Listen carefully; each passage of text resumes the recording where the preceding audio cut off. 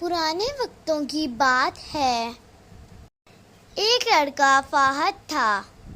اس کا گھر قبرستان کے پیچھے تھا۔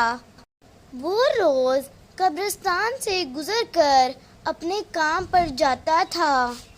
فہد کی چھت سے وہ قبرستان صاف نظر آتا تھا۔ فہد کے 2 بیٹے تھے۔ وہ دونوں ہی بہت شیطان تھے۔ ان میں سے بڑے کا نام احمد اور چھوٹے کا نام وکی تھا۔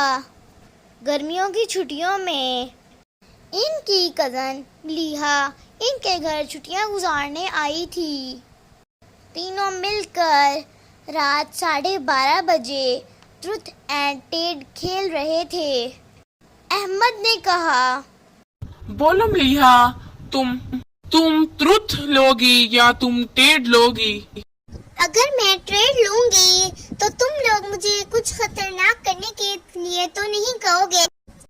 وکی نے کہا، اب ہم وہ کیسے بتا سکتے ہیں؟ تم کہہ کے دیکھ لو۔ چلو ٹھیک ہے، میں ٹریڈ لوں گی۔ تو احمد نے کہا، تو جلدی جاؤ، چھت کا ایک چکر لگا کے آؤ، اور سنو، چھت پر پڑا گلدان سے ایک پھول بھی توڑ لانا تاکہ ہمیں پتہ چل جائے کہ تم چھت پر گئی بھی تھی یا نہیں۔ تمہاری چھت سے تو قبرستان نظر آتا ہے، ویسے بھی بہت رات ہو چکی ہے۔ احمد نے کہا، نہ بھائی نہ بابا، اب تو جانا ہی پڑے گا۔ اس پر وکی نے کہا، ارے احمد یار، تمہیں سمجھ نہیں آ رہا، ملیحہ ڈر گئی ہے۔ ملیحہ ڈرتی ہوئی چھت پر جاتی ہے اور جیسے ہی وہ چھت کا دروازہ کھولتی ہے تو وہ دیکھتی ہے کہ وہاں بہت سے چمگادڑ اڑ رہے ہیں۔ پھر وہ ڈرتی ہوئی آگے چلی جاتی ہے۔ ملیحہ کو وہ پھول نظر آ جاتے ہیں۔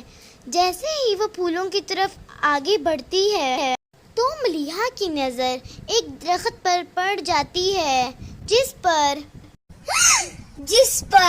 ایک سرکٹی لاش الٹی لٹک رہی ہوتی ہے۔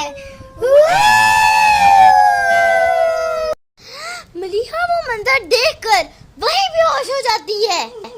جب ملیحہ چھت سے نیچے نہیں آتی تو احمد اور وکی اوپر جاتے ہیں تو وہ دیکھتے ہیں کہ ملیحہ چھت پر بے ہوش ہے۔ وہ دونوں گھبرا جاتے ہیں اور ملیحہ کو اٹھا کر نیچے لے آتے ہیں۔ اس پر احمد اور وکی کے ابو کہتے ہیں، تمہیں ایسے کھیل کھیلنے کی ضرورت ہی کیا تھی؟ اور احمد، تمہیں تو معلوم ہے اس قبرستان کے بارے میں بہت سی افواہیں پھیلی ہوئی ہیں، اس کے باوجود تم نے ملیحہ کو چھت پر جانے کے لیے کیوں کہا؟ سوری ابو، ہم آئندہ سے ایسا نہیں کریں گے۔ ہاں شاباش، اگر اگلی بار تم نے ایسی غلطی کی تو میں تمہیں جا کر قبرستان میں چھوڑ آؤں گا۔ اچھا ہاں ملیحہ بیٹی، تم مجھے بتاؤ، آخر تم نے وہاں دیکھا کیا تھا جو تم بے ہوش ہو گئی؟ ملیحہ بہت گھبرائی ہوئی تھی۔ ملیحہ سہمی ہوئی حالت میں کہتی ہے، انکل، میں نے ایک سرکٹی لاش دیکھی تھی۔ احمد اور وکی کے ابو نے کہا، ٹھیک ہے بچوں، تم جا کر آرام کرو اور آئندہ سے احتیاط کرنا۔ ایک دن فہد کو گھر آتے ہوئے دیر ہو جاتی ہے۔ وہ دیر ہونے کی وجہ سے پیدل چلنا شروع ہو جاتا ہے۔ دوسری طرف احمد اور وکی آپس میں باتیں کر رہے ہوتے ہیں۔ ارے وکی، ہمیں چل کر دیکھنا چاہیے کہ ملیحہ جو کہہ رہی ہے وہ سچ بھی ہے کہ نہیں، یا وہ باتیں ہی بنا رہی ہے۔ اس پر وکی کہتا ہے، نہ بابا نہ، میں تو نہیں جاؤں گا قبرستان، تم جانا چاہتے ہو تو چلے جاؤ۔ احمد اکیلا ہی قبرستان کی طرف نکل جاتا ہے۔ جیسے ہی احمد قبرستان کا دروازہ کھول کر اندر داخل ہوتا ہے تو قبرستان کا دروازہ جھٹ سے بند ہو جاتا ہے۔ وہ چلتا چلتا اس سوکھے درخت کے پاس جا کھڑا ہوتا ہے، لیکن وہ وہاں اوپر کی طرف دیکھنے لگتا ہے تو کوئی اس کا پاؤں نیچے سے کھینچ لیتا ہے۔ احمد کو کچھ نظر نہیں آ رہا ہوتا کہ وہ کون ہے۔ وہ چیخو پکار کرنا شروع کر دیتا ہے۔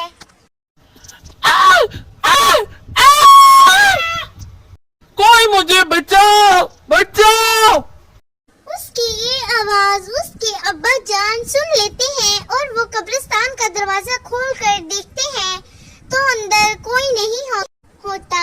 وہ پریشان حالت میں گھر کے اندر آتا ہے تو دیکھتا ہے وکی کے الہی صوفے پر بیٹھا ہوا ہے۔ وہ وکی سے پوچھتا ہے احمد کہاں ہے؟ تو وکی جواب دیتا ہے میں نے اسے منع بھی کیا تھا لیکن وہ پھر بھی قبرستان کے اندر چلا گیا۔ وہ اور پریشان ہو جاتا ہے اور وکی سے کہتا ہے بابا جی سے فوراً جا کر پانی پر دم کروا کے لاؤ، ہم قبرستان جائیں گے۔ وہ قبرستان کے اندر چلے جاتے ہیں اور جا کر دیکھتے ہیں انہیں ایک قبر سے احمد کی آوازیں آ رہی ہوتی ہیں۔ فہد وکی سے کہتا ہے کہ تم جلدی سے اس قبر کے آس پاس دم کیا پانی ڈالو اور میں اس قبر کو کھود کر وکی کو باہر نکالوں گا۔ ان کا باپ فوراً ہی اسے باہر نکال لیتا ہے، لیکن قبرستان کے آس پاس سے عجیب و غریب آوازیں آنی شروع ہو جاتی ہیں۔ وہ تینوں باپ بیٹا جلدی سے قبرستان سے نکل کر گھر آتے ہیں۔ وہ احمد کی مرہم پٹی کروا کر اپنا سامان سمیٹ کر شہر کی طرف روانہ ہو جاتے ہیں اور اس مکان کو ہمیشہ کے لیے چھوڑ دیتے ہیں۔